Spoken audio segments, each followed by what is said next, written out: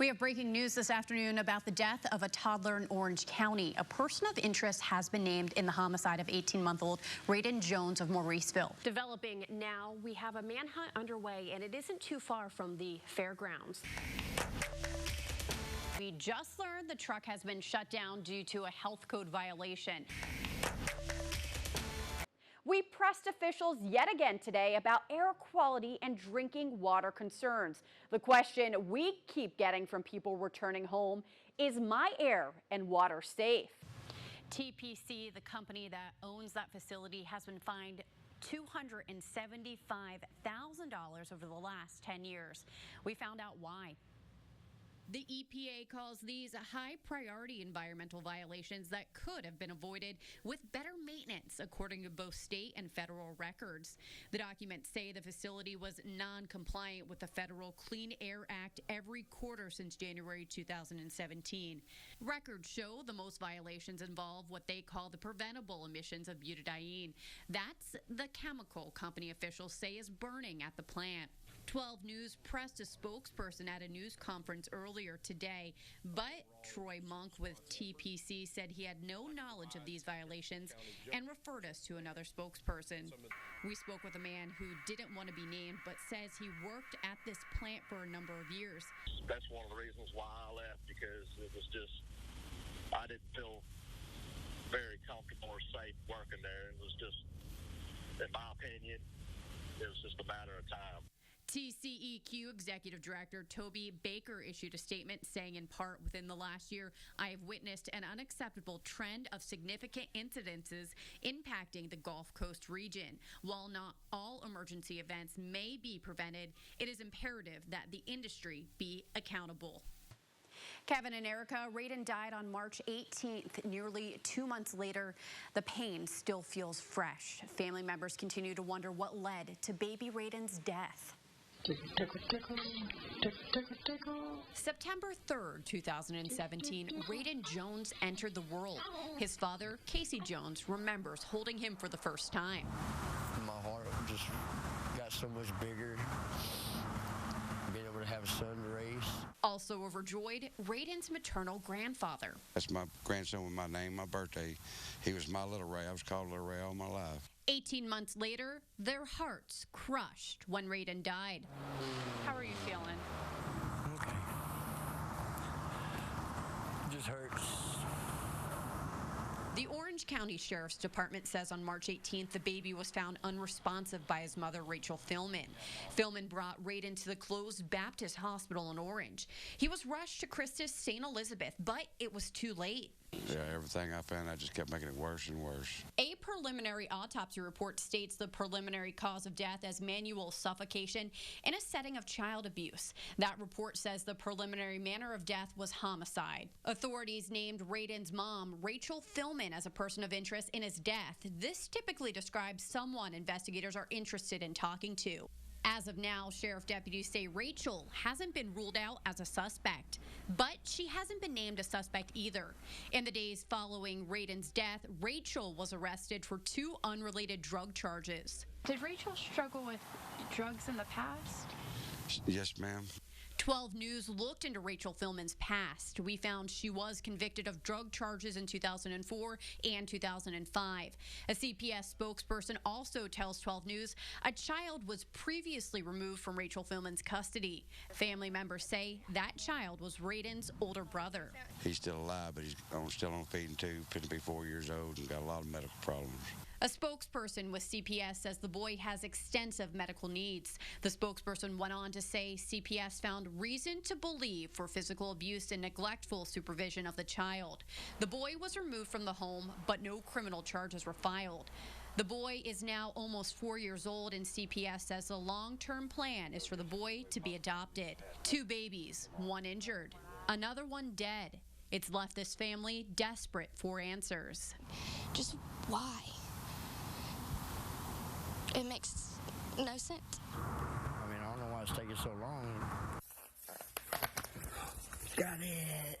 Family members would rather think about happier times. I remember walking and holding his hands with his feet on mine, learning to walk around the yard.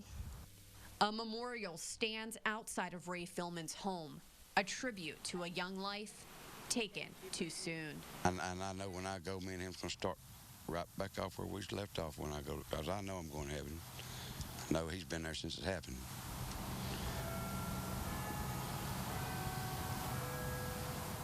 Ray Philman tells me he wanted to speak with his daughter in jail, but she turned him away. Now, we did hear from Rayden's maternal grandmother.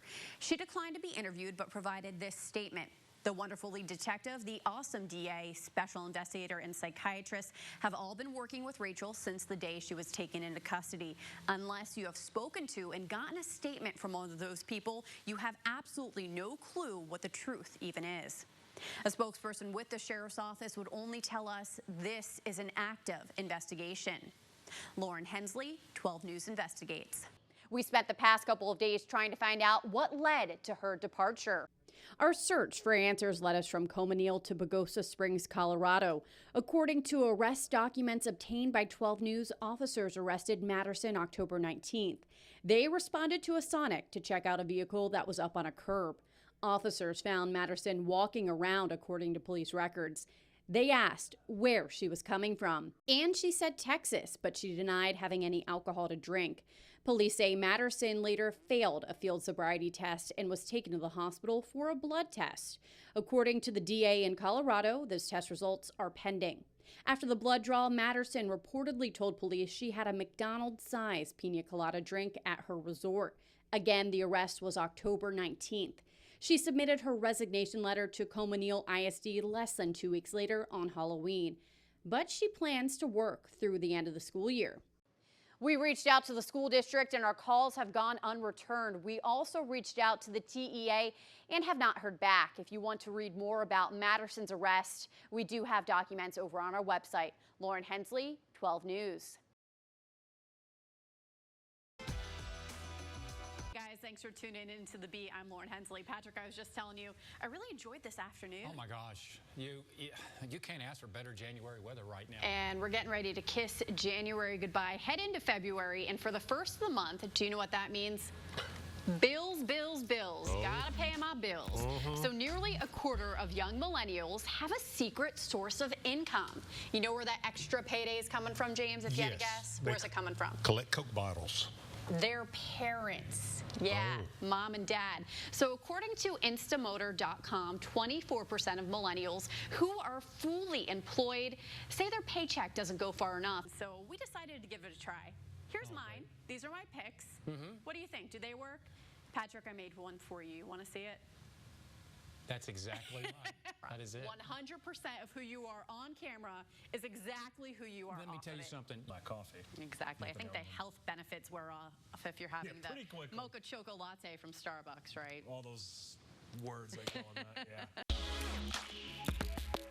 So take a moment to savor the sights and sounds of summer and aim to relive these feelings even on a dreary winter day. Thanks so much for joining us on The Beat. Stick around because we'll be back at 6:30. It can seem so intimidating. Absolutely. But when you give them a Pop-Tart. Oh my gosh, yes, no, this is such a fun project. Yeah, this quote, not just for race car drivers, apply it to your life. We change, we grow only when we get out of our comfort zone. If everything seems comfortable, you need to push yourself harder and faster. Find your boundaries and then push beyond. Remember, doing hard things matters, and with time, those hard things will only get easier. The bathroom at Gator Country, occupied. The intern's break room, also occupied. Well, we had to turn this into a holding station. We had no dry land anywhere. Just take a look at the water surrounding the entrance to Gator Country. Right now we're in a Dodge Dually it's lifted 6 inches. And yesterday was the first day that we were actually able to come in. Once they got on the property, the work began. Outside, hundreds of animals without a home. Before we can even start on the floor, we have to move all of our animals out here so that we can pull the floor up. Not only that, now we have to spray the whole place with bleach. These animals can't be in there. This is incredibly hard. Here they come. Keeping these animals comfortable and healthy. It's like they know, it's like they know something bad happened. Is what the staff does best. They're still so shy.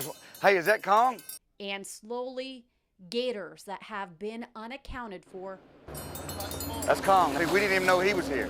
are popping back up. A welcome sign, gator country will recover. Good job, Chang. Good job. I'm not doing bad.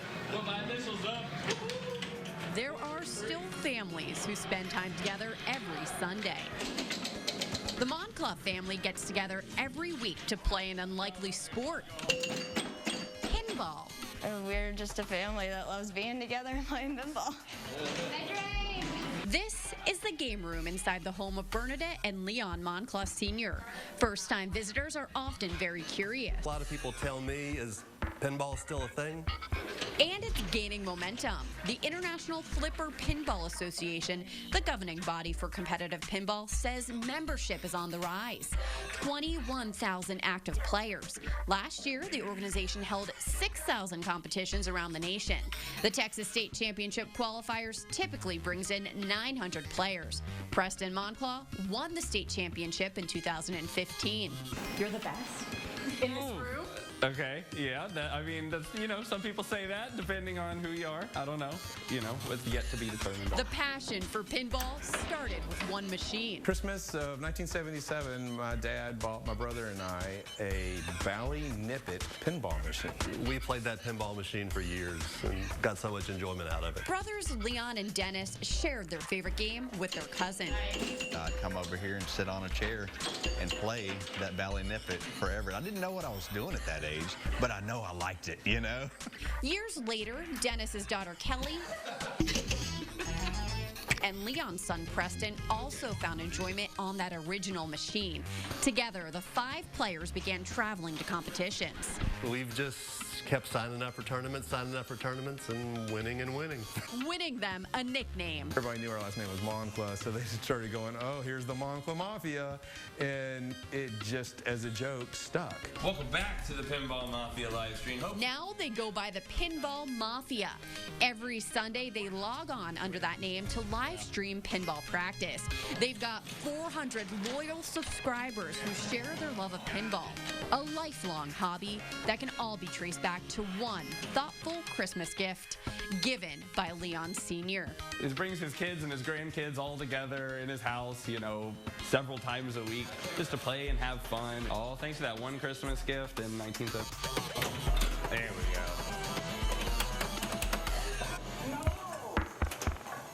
Last year, Preston won the B division, coming in 178th, beating out 1,000 other competitors. Now the entire family, they're headed to Pittsburgh to compete in Pinburgh this August.